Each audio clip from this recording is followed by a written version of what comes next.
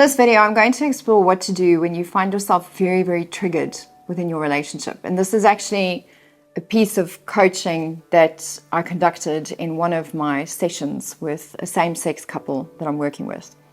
So in this particular situation, what had happened was the one partner has a lot of kind of past-based trauma triggers and things like that from her past, her childhood, previous relationships, and so on and so forth. And the other partner has less triggers and can't understand why a lot of things turn into these huge combustible arguments.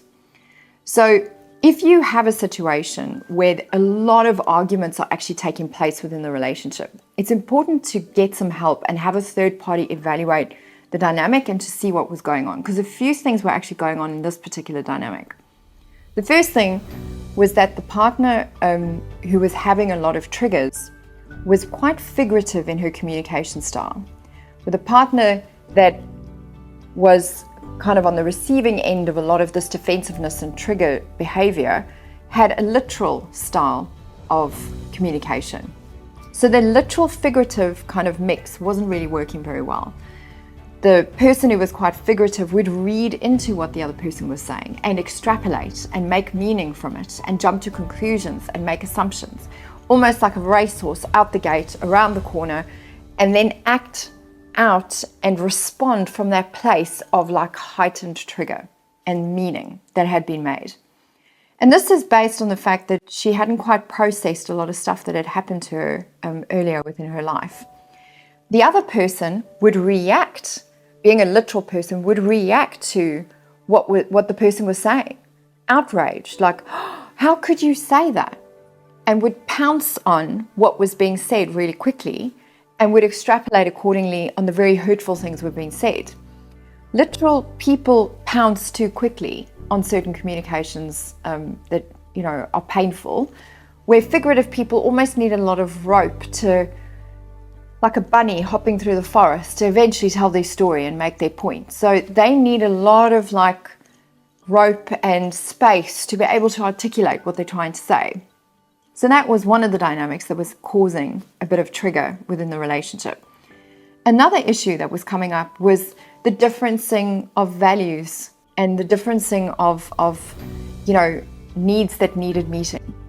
So the person that was getting very triggered and very defensive, this person's focus and needs that needed meeting was on order, structure, environmental calm and peace within the home.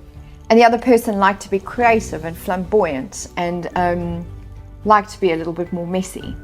So they hadn't really communicated their feelings and needs with each other and what it is that both of them needed.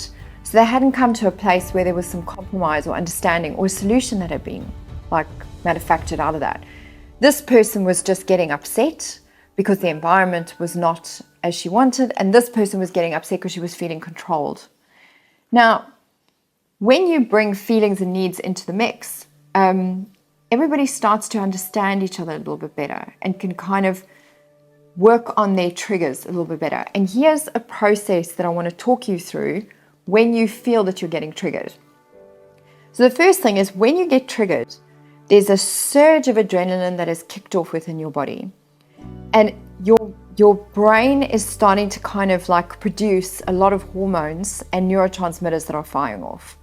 It does this in the activation of the sympathetic nervous system to get you to fight or flee or freeze or fawn in that moment. So it's actually designed to get you out of this dangerous state that you're in. When that happens, when we're not always in our best state, because a heightened level of adrenaline produces a heightened level of the stress hormone cortisol. Cortisol stops the proper working of the hippocampus in the brain. So we're not actually thinking that straight. And when we're not thinking straight, we can say things we don't really mean. We can react, we can snap, we cannot think clearly through what it is that we're saying. And in those moments, we're almost not always that aware of what we're doing until after the fact.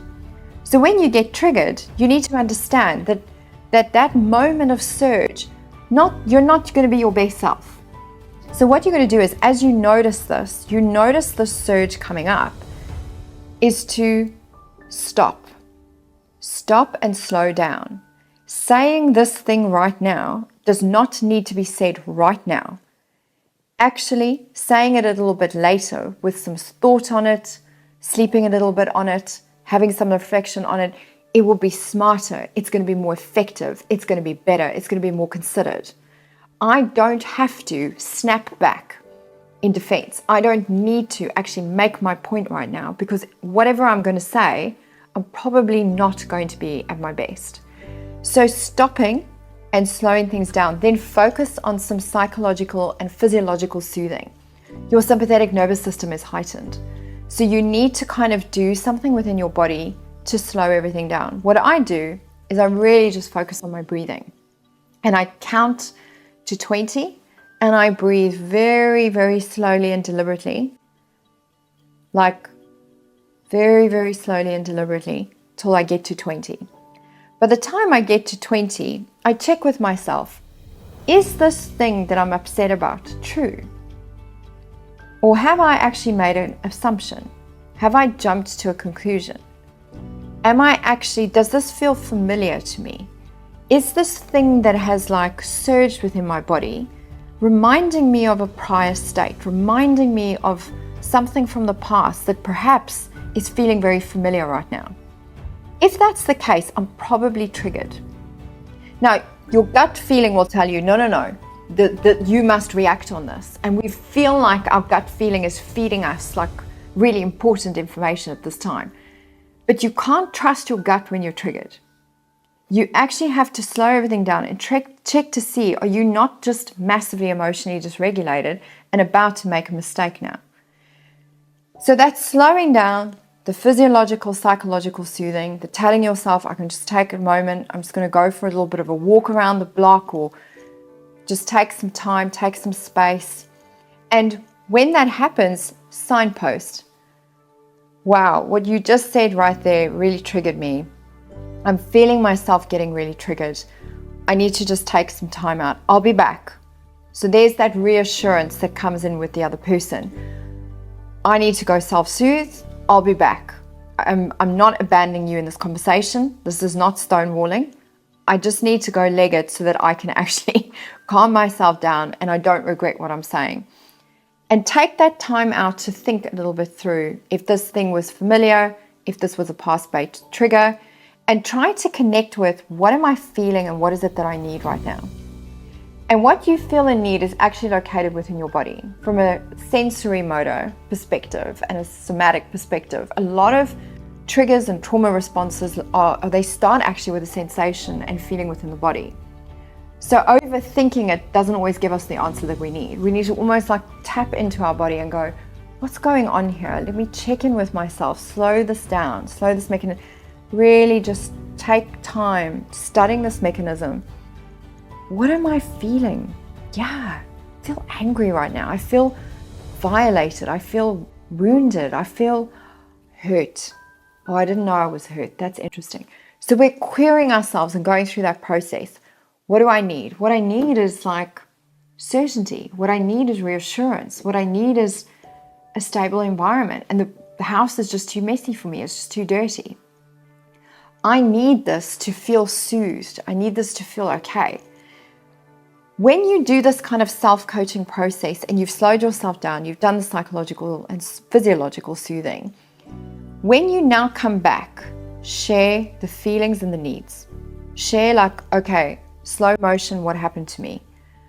When you just said that, I felt myself going into this place. And the story I told myself was, you don't care about the environment. You just want everything to be messy. And like, you just don't care about my needs. It's probably not the right assumption that I've made there. So I'm probably inaccurate. And I am giving you the benefit of the doubt because you're my partner. But what I need is certainty and stability within my environment. You know what? The minute she did that and she slowed everything down, it all got worked out. And it was like, oh, okay. I get it now why you need the cupboards to be clean or why you need the washing to be put away. I didn't actually realize that was so important to you. I can do that. And everything just got handled. and it wasn't a big deal. So in that moment of trigger, how you respond, a lot of people when they're triggered, they feel this need to immediately say their piece in case they forget or in case they lose their opportunity. But when you slow everything down, when you then come back and communicate, it's going to be tenfold better. Okay? So slowing down your response and having that thoughtfulness is crucial to actually having the breakthrough. And think about that particularly within your partnerships with people. I hope that helps.